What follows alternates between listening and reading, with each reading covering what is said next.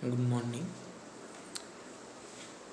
Today I discuss about the basics of nuclear physics, and all my slides describe the nuclear physics का basics क्या है। Basics को जानने के लिए पहले हमको जो जानना है, जो न्यूक्लियर फिजिक्स जो है उसमें हम क्या क्या चीज़ बोलेंगे। तो एक चीज़ है जो जनरल प्रॉपर्टीज क्या है, कोई भी एक न्यूक्लियस का जनरल प्रॉपर्टीज क्या है और क्या क्या पार्टिकल्स न्यूक्लियस में रहते हैं और उस पार्टिकल्स के बीच में कोई इंटरेक्शन है क्या और नहीं है, और अगर है तो कैसा है, रेडियो एक्टिविटी क्या है और न्यूक्लियर रिएक्शंस भी क्या है। और उसके बाद हमको जानना होगा कुछ practical applications, because nuclear physics हम लोग जो पढ़ेंगे तो उसका वास्तव में कोई व्यवहार है कि नहीं, कोई उपयोगिता है कि नहीं, अगर है तो क्या है ना। हम लोग जैसा जानते हैं जो मेडिकल रेडियो आइसोटोप्स जैसा फॉस्फोरस का है, जो ब्लड कैंसर का जो ट्रीटमेंट है उसमें यूज होता है। फिर एमआरआई है, तुम सब जानते ही हो, जो मैग्नेटिक रेजोनेंस जो इमेजिंग है जिसमें कोई भी ट्यूमर और कोई ग्रोथ, कोई हड्डी का कोई बीमारी है कि नहीं वो जाना जाता है। फिर है आइडेंटिफिकेशन ऑफ मटेरियल्स, कोई एक मटेरियल है तो उसमें क्या क्या चीज़ है, कौन कौन सा मटेरियल से जो है बनाया गया है, उसका भी जानकारी हमको न्यूक्लियर फिजिक्स का जो उपयोग है उसमें आता है। फिर पावर जनरेशन है, तुम लोग जानते ही हो, जो कार्बन जो है उसका एक सोर्स जो है वो अनएंडिंग नहीं है, कुछ समय के बाद, कुछ वर्षों के बाद, सैकड़ों वर्षों के बाद वो ख़त्म हो जाएगा। लेकिन पावर जैसे मान लो इलेक्ट्रिक, ये तो हमको चाहिए ही, तो इसके लिए न्यूक्लियर फिजिक्स जो है उसमें फिशन और फ्यूज़न जो है उसके अलावा और उसको यूज करके हम पावर को जनरेट कर सकते हैं। और वेपन्स, सो मास डिस्ट्रक्शन के लिए हम अगर चाहेंगे जो कोई भी एक देश को हम टोटली उसको डिस्ट्रॉय कर देंगे तो उसके लिए एक ही वेपन है, एक ही अस्त्र है जिसको हम लोग जो उपयोग कर सकते हैं वो है nuclear weapon. Now first the basics, what is nucleus. Actually ये है एटॉमिक न्यूक्लियस, ठीक है। ये सेल के अंदर जो न्यूक्लियस होता है वो नहीं है, ये एटम के अंदर जो कोई एक हेवीली मैसिव जिसका जिसका जो द्रव्यमान जो है वो बहुत ज़्यादा है, मास जो है बहुत ज़्यादा है और वो पॉजिटिवली चार्ज्ड है। तो कोई भी एक एटम के अंदर जो ऐसा एक रीजन जो है उसको हम लोग बोलेंगे जो ये न्यूक्लियस। तो उसका प्रॉपर्टीज़ क्या है ना, वो हैवीली पॉजिटिव है, लेकिन उसमें कोई इलेक्ट्रिकल चार्ज जो है C+ है, नेगेटिव नहीं है, ठीक है। और उसमें कॉन्स्टिट्यूएंट पार्टिकल्स जो है उसके अंदर क्या क्या है ना, प्रोटॉन है और न्यूट्रॉन्स है, जिसको हम लोग बोलते हैं न्यूक्लियॉन्स। उन दोनों को एक साथ हम लोग बोलेंगे न्यूक्लियॉन्स, ठीक है। अब देखो कोई भी एक एटम का न्यूक्लियस, उसको हम लोग जो हम लोग लिखेंगे उसको, तो उसका तरीका जो है वो क्या है, जैसा देखो ऑक्सीजन है तो उसका इधर है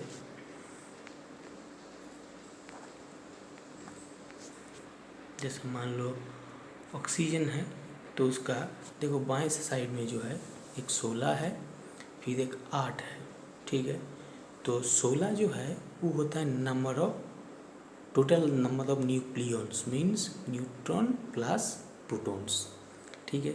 और 8 जो है ये है नंबर ऑफ प्रोटॉन्स, इसको हम लोग बोलते हैं एटॉमिक नंबर, ठीक है। और 16 जो है उसको हम लोग बोलते हैं जो वो मास नंबर है, ठीक है। और हम लोग उसको एब्रीविएशन जो करते हैं, जिस लेटर से उसको चिन्हाएंगे वो है Z, वो है एटॉमिक नंबर, एंड A ये है mass number. Now third one है जो न्यूक्लियस तो है, तो अगर इसका कोई ऐसा साइज और रेडियस वो कोई है क्या, और उसको हम लोग नाप सकते हैं? द आंसर इज यस, उसको हम लोग नाप सकते हैं। उसका बहुत सारा एविडेंस भी है, हम उसको नापेंगे। तो कैसे हम लोग नापेंगे ना, देखो ना, उसका एक फार्मूला भी है। फार्मूला जो है क्या है ना, फार्मूला जो है वो है, जो कोई भी एक न्यूक्लियस का रेडियस जो होगा वो होगा, कोई भी एक न्यूक्लियस का रेडियस जो होगा वो हम लोग बोलेंगे, जो उस न्यूक्लियस का जो मास जो है वो है आर, रेडियस जो है वो है are equal to H0 A⁻⁴। ये क्या है? ये है नंबर ऑफ न्यूक्लियॉन्स। और H0 क्या है? H0 एक कांस्टेंट है जिसका वैल्यू होगा 1.1 से 1.3 फेम्टोमीटर। फेम्टोमीटर मीन्स क्या? 10⁻⁻15 मीटर, 10⁻⁻15 मीटर। देखो यहाँ लिखा हुआ है। तो हम लोग 1.2 क्यों ले लिए? क्योंकि हम बोले हैं जो इसका जो वैल्यू जो है उसका एक रेंज है 1.1 से 1.3 तक। तो हम लोग उसका एवरेज ले लेंगे। तो 1.1 प्लस 1.3/2, तो basically we take it 1.2। And there is another thing, what is atomic mass unit. ये क्लास 7-8 में भी है, लेकिन फिर भी हम एक बार बोल देते हैं। जो हम अगर मान लेंगे जो एक हाइड्रोजन एटॉम का मास अगर 1.008 है, अगर एक हाइड्रोजन एटॉम का मास 1.008 हम मान लेंगे, तो कोई भी एटॉम हाइड्रोजन से जितना ज़्यादा भारी होगा, उसका वेट जितना ज़्यादा होगा। फिर एक बार सुन लो, अगर हाइड्रोजन एटॉम का मास हम ले लेते हैं 1.008 यूनिट, तो कोई भी एटॉम उसका वेट उस हाइड्रोजन एटॉम से जितना गुण ज़्यादा होगा वो होगा उसका एटॉमिक मास यूनिट। ठीक है, तो इसलिए उसका एटॉमिक मास यूनिट जो है उसमें क्या है ना, 1.66 × 10⁻27 kg। ओके, नाउ क्या है न्यूक्लियर डेंसिटी। तो न्यूक्लियर डेंसिटी जानने के लिए हमको फिर एक चीज़ जानना होगा, वो क्या है ना, it is heavily densed. Nuclear density जो है, nucleus is heavily densed because क्योंकि इसका साइज बहुत छोटा है और इसका डेंसिटी जो है, मास डेंसिटी बहुत ज़्यादा है। तो कैसे हम उसको नापेंगे? हम तो बोल रहे हैं जो बहुत ज़्यादा है, लेकिन कैसे हम उसको नापेंगे जो वो ज़्यादा है? वो नापने के लिए एक चीज़ है। देखो, हम रेडियस को जानते हैं जो 1.2 × 10⁻⁻15 मीटर। अगर हम एक आयरन का एक एटम ले लेंगे, लोहे का एक ले लेंगे एटम को, तो उसका मास हम लोग जानते हैं 56 होता है, उसका जो मास नंबर होता है मतलब।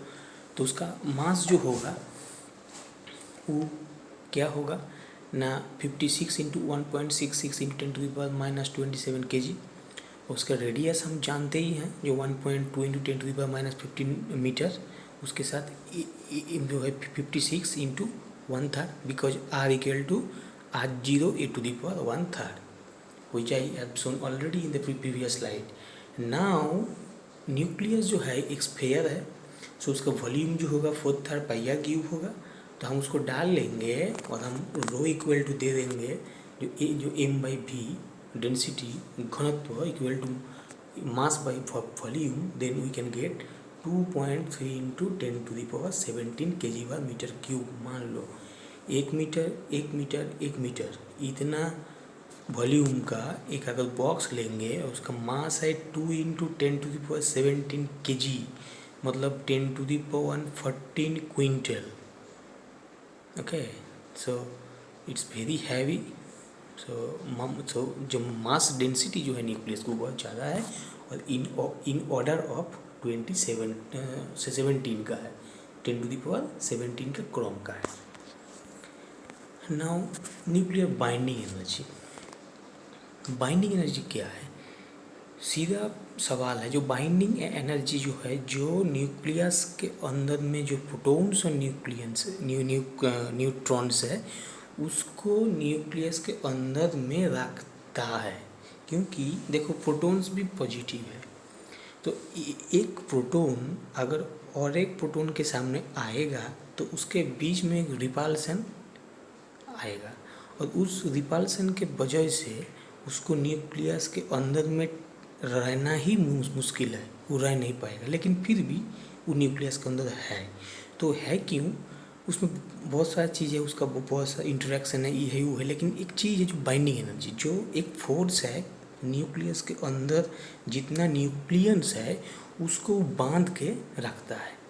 तो हम तो बोल रहे हैं जो बाइंडिंग है, तो कैसे हम लोग नापेंगे?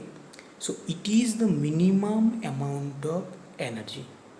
सुन लो एक बार, it is the minimum amount of energy that is required to construct a nucleus completely. कौन से न्यूक्लियस कम्प्लीटली? हम और एक बार बोलते हैं, it is the minimum amount of energy required to construct a nucleus completely. और भी हम बोल सकते हैं इस ढंग से, जो it is the minimum amount of energy required to break the nucleus completely. So if we wish to break the nucleus, हम अगर चाहते हैं जो हम न्यूक्लियस को तोड़ेंगे, तो हमको जितना एनर्जी देना चाहिए उसमें, वही है उसका बाइंडिंग एनर्जी। जितना मिनिमम एनर्जी मतलब हमको उसको देना है, वो है बाइंडिंग एनर्जी। सो क्या है, देखो एक बहुत सिंपल सी बात है। क्या ना, मान लो न्यूक्लियस के अंदर में क्या है ना, न्यूट्रॉन्स है और प्रोटॉन्स है। हाइड्रोजन एटम का जो न्यूक्लियस है उसमें क्या है, सिर्फ एक न्यूक्लियस है, सिर्फ एक न्यूट्रॉन है और कुछ नहीं है। ठीक है, सिर्फ एक प्रोटॉन है। सॉरी, हाइड्रोजन का जो न्यूक्लियस है उसमें सिर्फ एक न्यूट्रॉन है। तो हम ये मान लेते हैं जो न्यूट्रॉन का जो मास है वो हाइड्रोजन एटम का बराबर है, इक्वल है। सो अगर ऐसा एक न्यूक्लियस होगा जिसमें प्रोटॉन्स है Z नंबर और न्यूट्रॉन है N नंबर, तो हम अगर प्रोटॉन और न्यूट्रॉन का मास को जोड़ेंगे तो कितना होगा ना, Z into mass of hydrogen plus N into mass of neutron.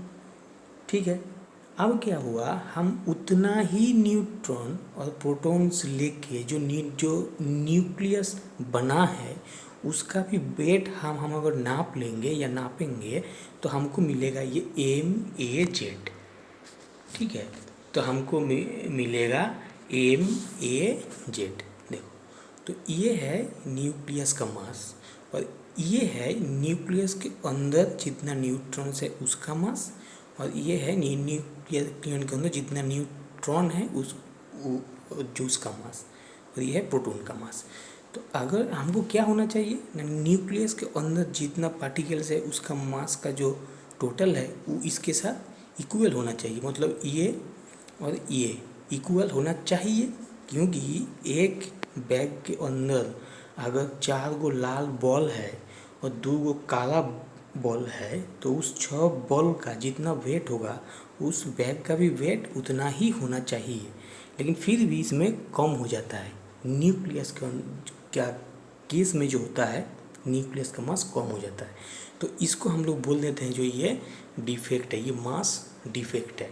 और इसको अगर हम C² के साथ जोड़ देंगे तो न्यूक्लियस के साथ जो होता है, मतलब हम लोग का आइंस्टाइन का जो फार्मूला है E=mc², तो ये एनर्जी होता है, और this energy is equal to binding energy. Okay, now binding energy curve. Binding energy तो है, तो ये न्यूक्लियस के ऊपर तो जो मान लो डिपेंडेंट होगा, क्योंकि हाइड्रोजन का बाइंडिंग एनर्जी जितना होगा और कोई न्यूक्लियस का बाइंडिंग एनर्जी सोडियम का या Fe का या जिंक का जो है अलग अलग होगा, डिफरेंट होगा।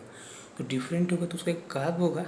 हम अगर उसको प्लॉट करेंगे जो मास नंबर के साथ बाइंडिंग एनर्जी पर न्यूक्लियन, मतलब कोई भी एटम के अंदर जितना न्यूक्लियन है हम अगर टोटल बाइंडिंग एनर्जी बाई उस नंबर को दे देंगे तो बाइंडिंग एनर्जी पाथ न्यूक्लियन और एटॉमिक नंबर के साथ जो ग्राफ होगा वो देखने में इस टाइप का होगा, वो देखने में ऐसा होगा।